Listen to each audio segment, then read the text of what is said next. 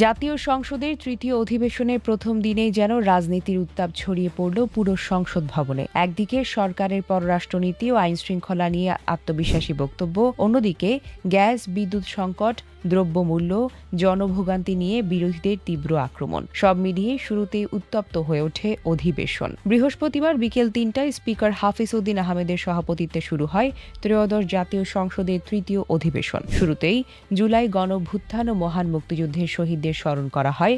একই সঙ্গে নেপালের ভয়াবহ বন্যা ও ভূমিধসে প্রাণহানিতে শোক জানায় সংসদ। তবে শ্রদ্ধা ও শোকের আবহ কাটতেই বদলে যায় দৃশ্যপট।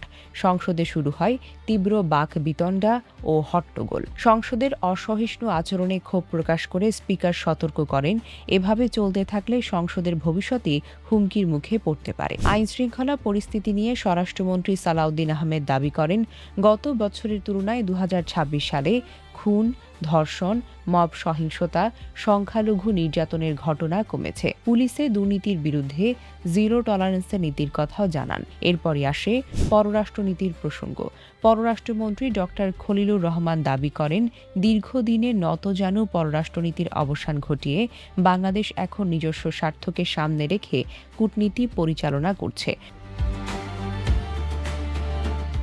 গঙ্গা চুক্তির নবায়ন, তিস্তা প্রকল্প এবং জাতিসংঘ সাধারণ পরিবেশের সভাপতির পদ অর্জনেও সরকারের কূটনৈতিক সাফল্যের কথা তুলে ধরেন তিনি। কিন্তু সরকারের এই বক্তব্যের পাল্টা জবাব আসে বিরোধী বেঞ্চ থেকে। রুমিন ফারহানা গ্যাস, বিদ্যুৎ সংকট, দ্রব্যমূল্য ও বেকারত্ব নিয়ে তীব্র সমালোচনা করেন। তার অভিযোগ, সংকটে সাধারণ মানুষ যখন দিশেহারা, তখন সংসদের ভেতরে চলছে শুধুই কথার লড়াই। শেষ পর্যন্ত পরিস্থিতি আরও নাটকীয় রূপ নেয়। সংকট নিরসনে জরুরি অধিবেশন না ডাকা, সংস্কার সংক্রান্ত অর্ডিন্যান্স ল্যাপস এবং সংসদীয় কার্যপ্রণালী নিয়ে ক্ষোভ জানিয়ে ওয়াকআউট করে বিরোধী দল। অন্যদিকে সরকার বলছে, সংসদ ছেড়ে নয়, সংসদের ভেতরেই আলোচনার মাধ্যমে সংকটের সমাধান করতে হবে।